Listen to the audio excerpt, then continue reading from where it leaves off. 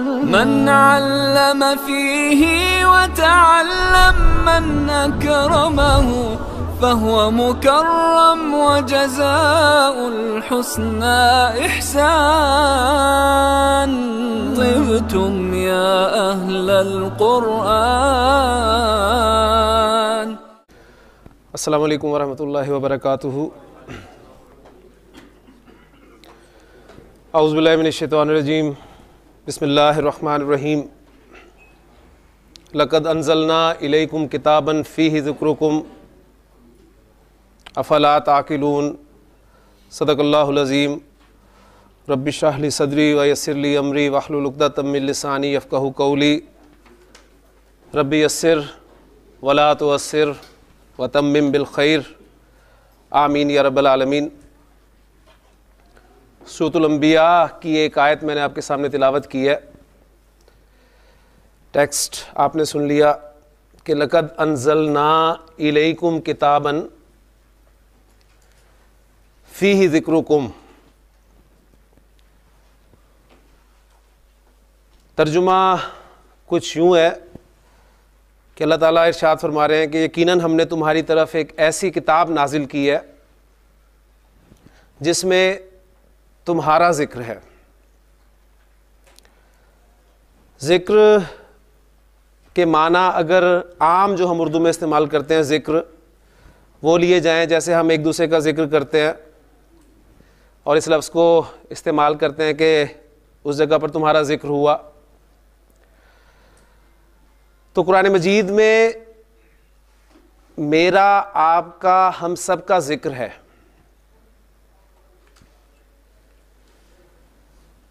اور اگر ذکر کے معنی نصیحت کے لیے جائیں جیسے کہ وَلَقَدْ يَسَّرْنَا الْقُرْآنَ لِلذِّكْرِ کے حوالے سے بات ہو چکی ہے، تو اس وقت اس کا ترجمہ کچھ یوں بنے گا کہ یقیناً ہم نے تمہاری طرف ایک ایسی کتاب نازل کی ہے جس میں تمہارے لیے نصیحت ہے. تو یہ دونوں باتیں ہی یا دونوں مفہوم جو ہیں وہ بالکل سمجھ میں آتے ہیں کہ یقیناً قرآن مجید ایک ایسی کتاب ہے جس میں ہمارے لیے نصیحت ہے، میرے لیے، آپ کے لیے، ہم سب کے لیے. اور قرآن مجید ایک ایسی کتاب ہے جس میں میرا آپ کا ہم سب کا ذکر ہے. اور قرآن مجید میں میرا آپ کا ہم سب کا ذکر کہاں ہے، اس کی ایک ایگزامپل کل ہم نے یہاں پر دیکھی تھی سورۃ الحاقہ اور سورۃ الانشقاق کی آیات کے حوالے سے کہ وہ کس کا ذکر ہے. وہ میرا آپ کا ہم سب کا ہی ذکر ہے اور یقیناً وہ ہمارے لیے نصیحت بھی ہے. اب ہمیں اپنا ذکر دیکھنا ہے کہ ہمارا ذکر ہے کہاں. اس کے لیے ہمیں کیا چاہیے؟ ہمیں ظاہر بات ہے اس قرآن مجید کی، اللہ کے اس کلام کی زبان جو ہے وہ سیکھنی پڑے گی. یہ جو نوٹس بورڈ آپ کا لگا ہوا ہے اس پہ جو مختلف نوٹسز لگے ہوتے ہیں وہ کس کے لیے ہیں؟ آپ کے لیے. یقیناً ان میں آپ کا ہی ذکر ہوا ہے. اگر وہ تمام نوٹسز عربی زبان میں لگا دیے جائیں تو بتائیں آپ کیا کریں گے؟ آپ اس کو ٹرانسلیٹ کرنے کی کوشش کریں گے، کروانے کی کوشش کریں گے بلکہ پہلے تو کہ جی اس کا ترجمہ ہمیں بتا دیں، کیونکہ یہ ہمارے متعلق ہی ہے، اس میں ہمارے لیے کوئی نہ کوئی نصیحت ہے. آپ اسے ٹرانسلیٹ کروائیں گے، ایک دفعہ کروائیں گے، 2 دفعہ کروائیں گے، 3 دفعہ کروائیں گے، پھر آپ خود سوچیں گے کہ بار بار اچھا نہیں لگتا تو کیوں نہ میں اس زبان کو ہی سیکھ لوں تاکہ وہ جو میرے لیے اس میں انسٹرکشنز ہیں وہ میں خود اس نوٹس بورڈ سے پڑھ کر حاصل کر سکوں. تو اسی لیے قرآن مجید میں جو میرا آپ کا ہم سب کا ذکر ہے اس کے لیے یا ہمارے لیے ذکر ہے، ہمارے لیے نصیحت ہے، ہمارے لیے ہدایات ہیں، اس کے لیے ہمیں اس قرآن کی زبان کو سیکھنا جو ہے وہ ضروری ہے. اور اس کے لیے ہم کوشش کر رہے ہیں، اللہ تعالیٰ سے دعا کر رہے ہیں کہ اللہ ہمارے لیے آسانی فرما اور ہمارے لیے مشکل نہ فرما.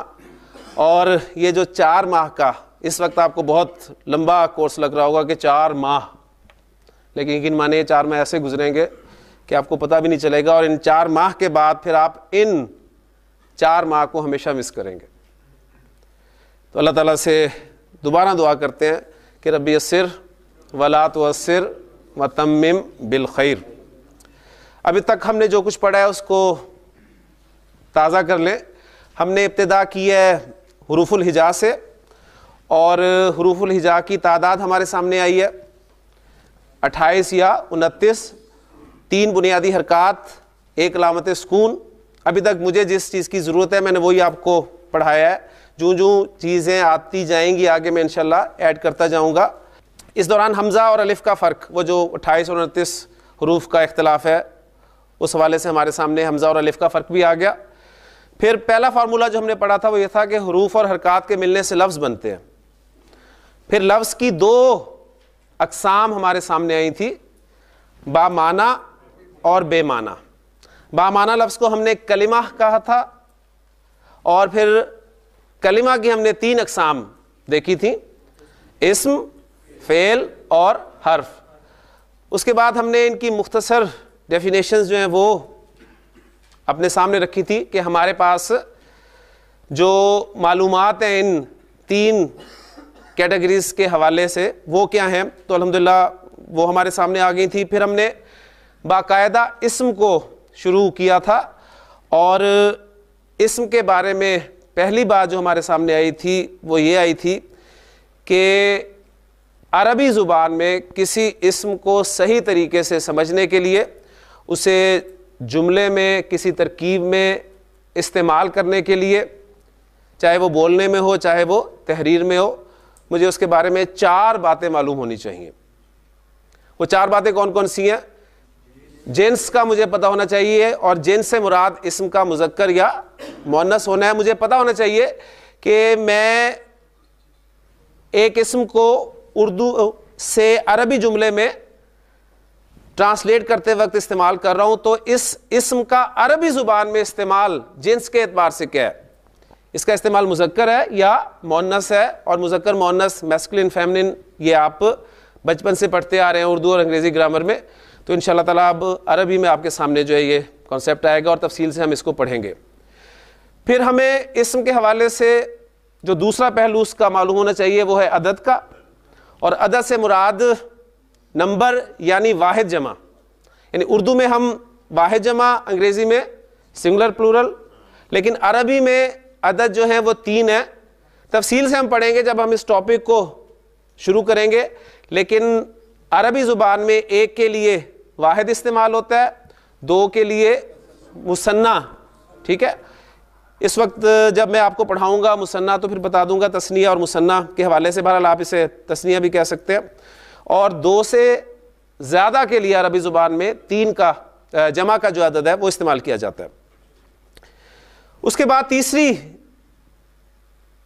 چیز جو تھی اسم کے حوالے سے وہ تھی اسم کی وسعت، اور وسعت ویسے آپ کو لفظ مشکل لگے گا، لیکن جب میں نے آپ کے سامنے 2 الفاظ رکھے تھے کہ اسم کا نکرہ یا معرفہ ہونا، اور نکرہ معرفہ سے مراد ڈیفینٹ یا انڈیفینٹ ناؤن ہے، تو بات بالکل کلیئر ہوگی۔ تو جب تک مجھے اسم کا نکرہ یا معرفہ ہونا پتہ نہیں چلے گا، میں اس اسم کو جملے میں صحیح طریقے سے استعمال نہیں کر سکتا۔ اور یہ ٹرم جو وسعت کی استعمال کی گئی وہ اس لیے کی گئی ہے کہ نکرہ اسم کی وسعت بہت زیادہ ہوتی ہے۔ آپ سب مرد ہیں، لیکن آپ میں سے اسماعیل کتنے ہیں؟ آپ میں سے زید کتنے ہیں؟ آپ میں سے ابراہیم کتنے ہیں؟ تو مرد وسعت زیادہ ہے، لیکن آپ دیکھیں گے کہ زید آپ میں سے شاید کوئی ایک آدھا نکل آئے اور شاید نہ آئی ہو۔ تو اسم کی وسعت کے اعتبار سے یعنی اس کے نکرہ یا معرفہ ہونے کے اعتبار سے بھی جو مجھے پتہ ہونا چاہیے۔ اور چوتھی اور سب سے اہم چیز اسم کے بارے میں جو مجھے پتہ ہونی چاہیے وہ ہے اسم کا اعراب۔ اور اعراب جیسے ہی میں آپ کے سامنے لفظ بولوں گا، آپ کے ذہن میں فوری طور پہ جو چیز آئے گی وہ آئے گی حرکات. اس لیے کہ ہم جو سوال حل کرتے آئے ہیں ابھی تک, جو ہمارے پیپرز میں آیا کرتا تھا کہ اعراب لگائیے, تو ہم کیا کرتے تھے, یہی حرکات ہی لگاتے رہتے تھے اور سوال میں 10 نمبر جو ہے پورے لیتے آئے تھے. لیکن یہاں پر ہمیں اپنا کنسیپٹ جو ہے وہ ذرا چینج کرنا پڑے گا کہ زیر زبر پیش اصل میں حرکات ہیں. اعراب کیا ہے پھر؟ تو آج ہم اعراب سے ہی شروع کر رہے ہیں, اس لیے کہ جنس مذکر مؤنث ہونا, واحد جمع ہونا, نکرہ معرفہ ہونا, اس کے بارے میں ہمیں اردو انگریزی میں کچھ پتہ ہے. لیکن اعراب کے حوالے سے جو ہمارا کنسیپٹ تھا اردو میں, اسے ہم نے درست کرنا ہے. اور اعراب اصل میں ہے کیا, انشاءاللہ تعالی آپ کو ابھی سمجھ میں آ جائے گا. اعراب جو ہے اصل میں اسم کی 3 حالتوں کو بیان کرنا ہے. اسم کا سٹیٹس ہے, اسم کی جملے میں یا کسی ترکیب میں حیثیت ہے. اب یہ اسم کا سٹیٹس ہے, حیثیت ہے, اس سے کیا مراد ہے, اس کے لیے ہمیں تھوڑا سا جو ہے وہ بورڈ پر جا کر تفصیل سے سمجھنا پڑے گا. تو انشاءاللہ تعالی آج آپ کو یہ اعراب کا مسئلہ بھی حل ہو جائے گا. اور قرآن مجید سمجھنے کے لیے یا عربی زبان سمجھنے کے لیے سب سے اہم جو پورشن ہے ذہن میں رکھیے گا کہ وہ اعراب کا ہے. اگر آپ کو اعراب سمجھ میں آ گیا تو انشاءاللہ تعالی آپ کو قرآن مجید کا بہت بڑا حصہ سمجھ میں آ جائے گا. انتہائی دلچسپ ہے, اور آج آپ محسوس کریں گے کہ واقعی ہم عربی اب جو ہے وہ پڑھنی شروع کر رہے ہیں. ابھی تک تو 2 دنوں میں ہم نے اپنی وہی چند جو باتیں ہمارے علم میں پہلے تھیں ان کو ہی تازہ کیا ہے. تو آج ہم آغاز کر رہے ہیں اعراب سے. اعراب جیسے کہ میں نے کہا کہ اسم کا سٹیٹس ہے, کسی جملے میں اسم کس حیثیت سے استعمال ہو گیا. تو اس حوالے سے آپ الحمدللہ انگریزی میں اس چیز کو جانتے ہیں. انگریزی زبان میں آپ نے ایک لفظ پڑھا ہوا ہے انگریزی گرامر میں, کیس. ناؤن کے جو ہیں وہ 3 کیس ہیں, ایک سبجیکٹو کیس, ایک آبجیکٹو کیس اور ایک پوزیسو کیس. ٹھیک ہو گیا کہ زید ہیلپڈ حامد. اس جملے میں 3 الفاظ ہیں اور میں امید کرتا ہوں کہ آپ سب اس جملے کو ٹرانسلیٹ کر سکتے ہیں اردو میں بڑی آسانی کے ساتھ. ہاں جی, کیا ترجمہ ہوگا اس کا؟ زید نے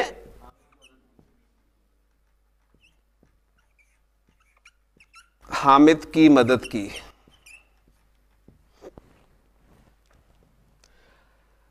اس جملے میں زید نے حامد کی مدد کی. آپ کو کیسے پتہ چلا کہ مدد کرنے والا زید ہے اور جس کی مدد ہو رہی ہے وہ حامد ہے؟ کیسے پتہ چلا آپ کو؟ کام کرنے والا زید ہے. کیسے پتہ چلا زید کام کر رہا ہے؟ آپ کو نظر آ رہا ہے کام کرتا ہوا وہ؟ آپ کو فارمیٹ نے بتایا, آپ کو انگریزی میں بتایا گیا کہ جو سبجیکٹ ہوتا ہے وہ شروع میں آتا ہے اور آبجیکٹ جو ہے وہ بعد میں آتا ہے. ایسی ہے نا, آپ کو ایک فارمیٹ بتا دیا گیا. اس لیے آپ نے اس جملے سے اندازہ یہ لگایا کہ زید نے حامد کی مدد کی ہے. اچھا, ٹرانسلیشن آپ نے مجھے بتائی کہ زید نے حامد کی مدد کی. اس اردو جملے میں آپ کو کیسے پتا چل رہا ہے کہ زید حامد کی مدد کر رہا ہے؟ کیا اس میں بھی ہم اسے ہی سامنے رکھیں گے کہ زید چونکہ پہلے آ رہا ہے اس لیے وہ مدد کر رہا ہے اور حامد بعد میں آ رہا ہے اس لیے مدد کر رہا ہے؟ کیونکہ دیکھیں نا, میں اس جملے کو تھوڑا چینج کرتا ہوں آپ کے سامنے. میں کہتا ہوں حامد کی زید نے مدد کی, میں نے ان کی جگہ تبدیل کر دی نا, لیکن مفہوم وہی رہا. اردو میں کیا بتایا؟ زید کا اردو میں فاعل ہونا کیسے پتہ چل رہا ہے آپ کو؟ نے آپ نے دیکھا کہ اردو میں فاعل اس کے ساتھ ہم عام طور پر نے کا لفظ لگاتے ہیں.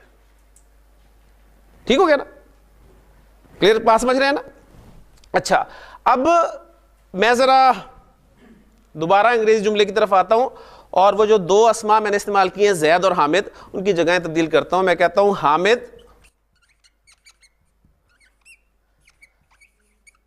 ہیلپڈ زید. ترجمہ لکھوائیں ذرا اس کا. حامد نے زید کی مدد کی. تو جو بات ہم نے دیکھی تھی وہ بالکل ایسے ہی ہے کہ انگریزی میں ہم نے دیکھا ہے جو پہلے آتا ہے وہ سبجیکٹ ہوتا ہے اور جو بعد میں آتا ہے وہ آبجیکٹ فارمیٹ ہمیں بتا رہا ہے. اردو میں ہم نے دیکھا کہ اب نے کس کے ساتھ لگ گیا؟ حامد کے ساتھ لگ گیا, لہٰذا اب وہ کام کرنے والا ہو گیا. کلیئر ہو گئی نا بات؟ اچھا اب میں تیسرا جملہ آپ کے سامنے لکھ رہا ہوں.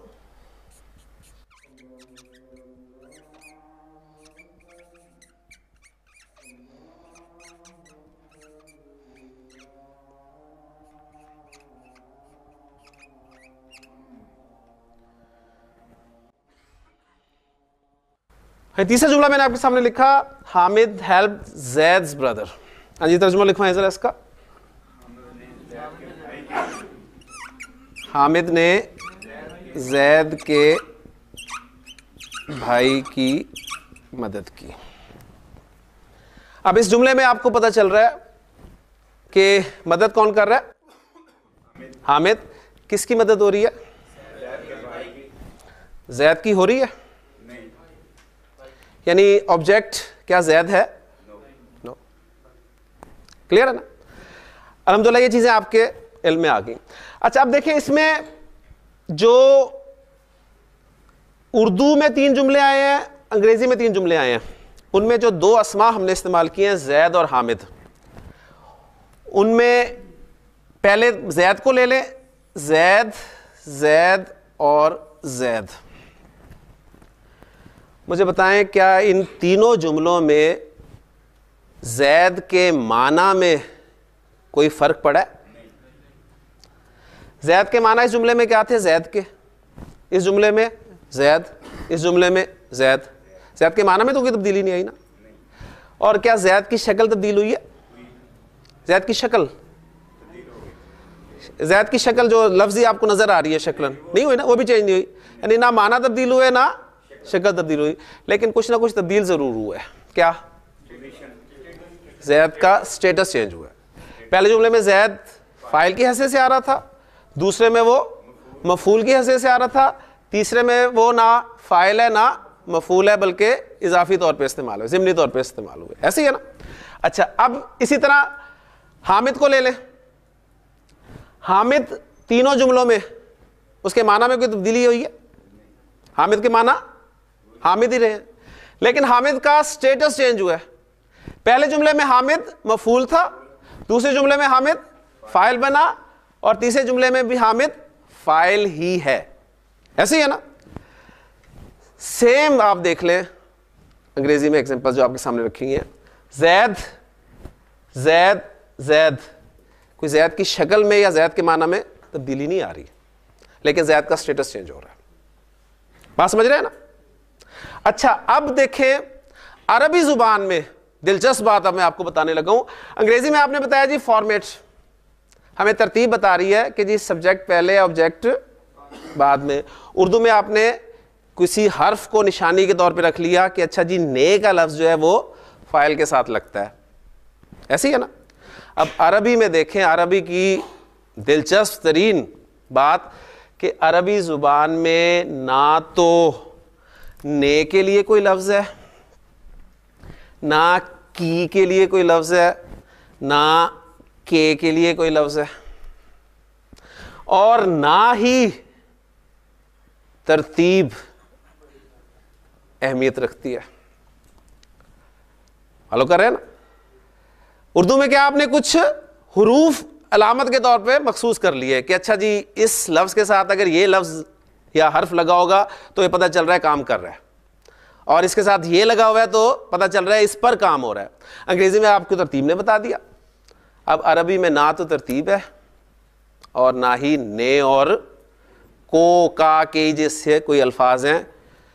تو اب ہمیں عربی میں کیسے پتہ چلے گا کہ یہ فاعل ہے اور یہ مفعول ہے، اور یہ نہ فاعل ہے اور نہ یہ مفعول ہے. یہ ہمیں پتہ چلے گا اسم کے اعراب سے. اب دیکھیں اعراب آپ نے سیکھ لیا سمجھ لیں، اس لیے کہ ابھی میں آپ کے سامنے ان تینوں جملوں کی عربی میں ٹرانسلیشن رکھ رہا ہوں. آپ کا دماغ فوری طور پہ کام کرے گا، آپ کہیں گے اچھا اتنی سی بات تھی. پہلا جملہ زید نے حامد کی مدد کی، اس کو میں عربی میں ٹرانسلیٹ کر رہا ہوں. ابھی صرف میں اعراب سمجھا رہا ہوں، آپ کو فعل نہیں پڑھا رہا.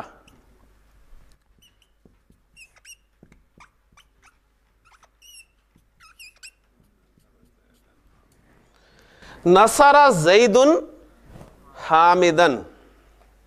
دیکھیں 3 لفظ استعمال ہوئے ہیں، زید، حامد اور مدد کی.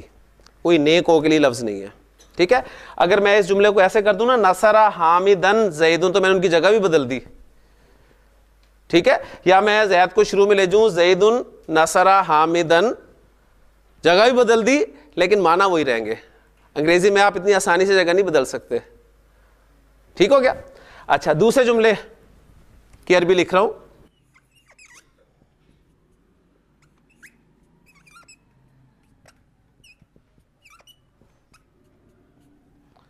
نصر حامد زیدن. اب آپ کا دماغ جو ہے وہ چلنے لگ گیا ہوگا. آپ نے ایک پکچر بنا لی کہ اچھا یہ کون سٹیٹس جو ہے وہ بدل رہا ہے، کس چیز سے اس اسم کا سٹیٹس بدلا جا رہا ہے. اندازہ ہو رہا ہے نا، اندازہ ہو رہا ہے نا. اچھا اب دیکھیں تیسرے جملے کو ٹرانسلیٹ کر رہا ہوں.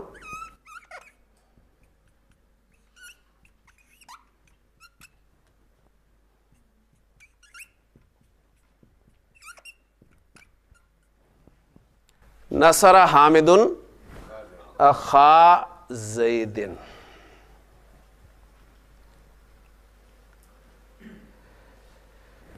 تو اعراب کی ڈیفینیشن پہلے سمجھ لیں. یعنی یہ پہلے میں نے آپ کو بتا دیا کہ اعراب کا ہمیں فائدہ کیا ہوگا. اعراب کی ڈیفینیشن یہ بالکل سادہ سی ہے کہ معنی کی تبدیلی کے بغیر، وہ جو میں نے ایگزامپل دی، معنی کی تبدیلی کے بغیر اسم کی حالت، ٹھیک ہے، اسم کی حالت کی تبدیلی جو ہے وہ اعراب کہلاتی ہے سمپلی. تو زیر زبر پیش، اس سے آپ نے بالکل دھوکہ نہیں کھانا. چونکہ اردو میں ان زیر زبر پیش کو ہی اعراب کہہ دیا جاتا ہے، لہٰذا یہ بات عربی سیکھنے میں سب سے بڑی رکاوٹ بنتی ہے. اس لیے اس کنسیپٹ کو کلیئر کر دیں کہ زیر زبر پیش حرکات ہیں اور چیز ہے، اعراب اور چیز ہے. اعراب کیا ہے؟ اعراب سے مراد اسم کی 3 حالتیں ہیں. اعراب سے مراد اسم کی 3 حالتیں ہیں. بالکل اسی طرح جس طرح جنس کے اعتبار سے اسم کی 2 صورتیں ہوتی ہیں نا، یا وہ مذکر ہوگا یا مؤنث ہوگا. عدد کے اعتبار سے اسم 3 صورتوں میں ملے گا، یا وہ واحد ہوگا یا مثنیٰ ہوگا یا جمع ہوگا. وسعت کے اعتبار سے اسم 2 صورتوں میں آپ کو ملے گا، یا وہ نکرہ ہوگا یا پھر معرفہ ہوگا. اسی طرح اعراب کے اعتبار سے اسم جو ہے آپ کو 3 حالتوں میں ملے گا. وہ 3 حالتیں ان کے نام کے ہیں. اب وہ میں نام آپ کے سامنے جو ہے بورڈ پر لکھنے لگا ہوں.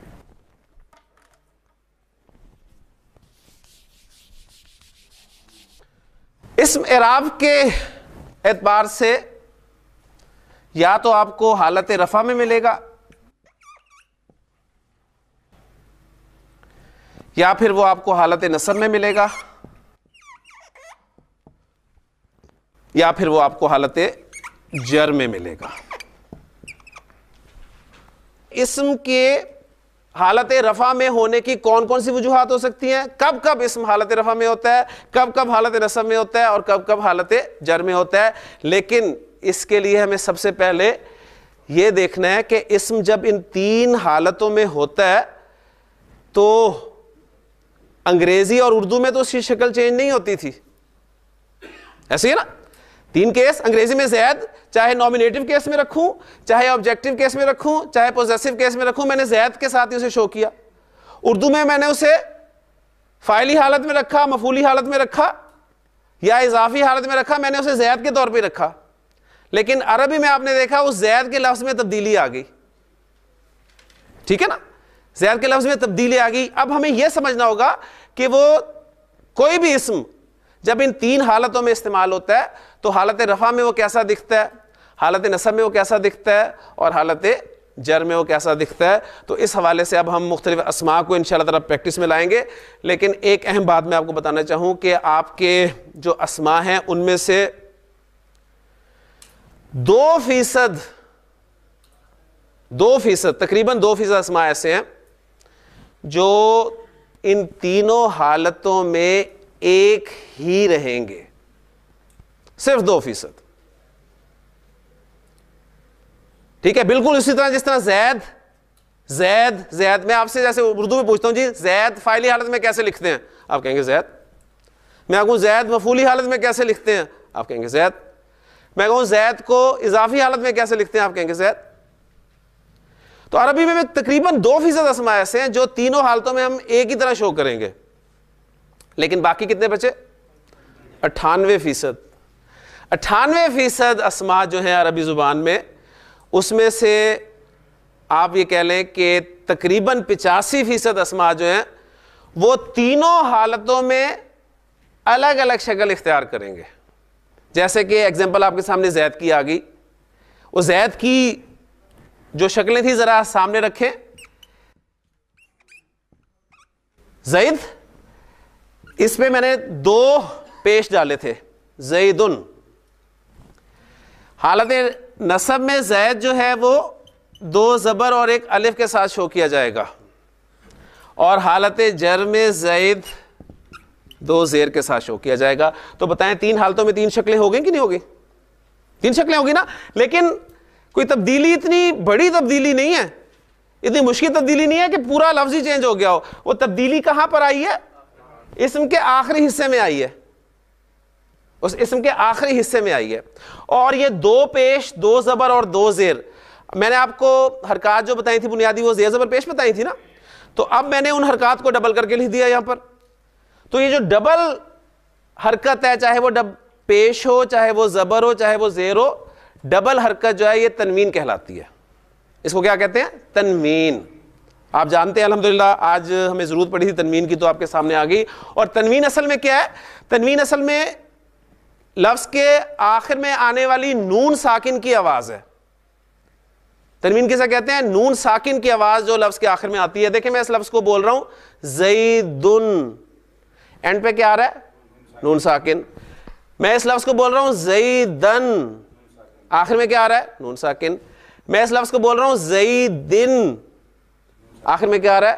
نون ساکن. تو زیدن اسم کی حالت رفع ہے, زیدن اسم کی حالت نصب ہے, اور زیدن اسم کی حالت جر ہے. اب دیکھیں یہاں پر اتنی اہم چیز آپ کے سامنے میں رکھنا چاہ رہا ہوں, اور اس پہ اس بعد ہم اس بات کو یہاں پر ختم کرتے ہیں, کل انشاءاللہ تعالی شروع کریں گے. کہ ہم نے اصل میں غور نہیں کیا کبھی. آپ جب کلمہ پڑھتے ہیں تو ہمارا کلمہ کیا ہے؟ لا الہ الا اللہ محمد رسول اللہ. ٹھیک ہے, آپ محمدن پڑھتے ہیں. جب آپ کلمہ شہادت پڑھتے ہیں تو کیا پڑھتے ہیں؟ اشہدو ان محمدن. اور جب آپ درود شریف پڑھتے ہیں تو کیا کہتے ہیں؟ اللہم صلی علی محمد. مجھے بتائیں کیا اس محمد کے معنی میں تینوں جگہ پر تبدیلی آتی ہے؟ محمد صلی اللہ علیہ وسلم کلمہ میں بھی وہی معنی ہے, کلمہ شہادت یا اذان میں بھی وہی معنی ہے, درود شریف میں بھی وہی معنی ہے. اسم کے معنی میں تبدیلی نہیں آئی, لیکن اسم کا سٹیٹس تبدیل ہوا ہے, حالت تبدیل ہوئی ہے. اور تینوں جملوں میں آپ دیکھ لیں کوئی فعل بھی نہیں استعمال کہ آپ کہیں گے پہلے میں فاعل آ گیا دوسرے مفعول آ گیا. تو اس سے پتہ چلا کہ اسم جو مختلف اعرابی حالتوں میں ہوگا اس کی ایک سے زائد وجوہات ہو سکتی ہیں. تفصیل سے انشاءاللہ تعالی یہیں سے سبق کو ہم کل شروع کریں گے. تو آج آپ نے محسوس کیا ہوگا کہ آج عربی الحمدللہ شروع ہو گئی ہے ہماری, تو انشاءاللہ تعالی اسی طرح ہم آہستہ آہستہ لے کے اس کو چلیں گے. سبحانک اللہم و بحمدک, اشہدو ان لا الہ الا انت, استغفرک و اتوب الیک. من علم فيه وتعلم من أكرمه فهو مكرم وجزاء الحسنى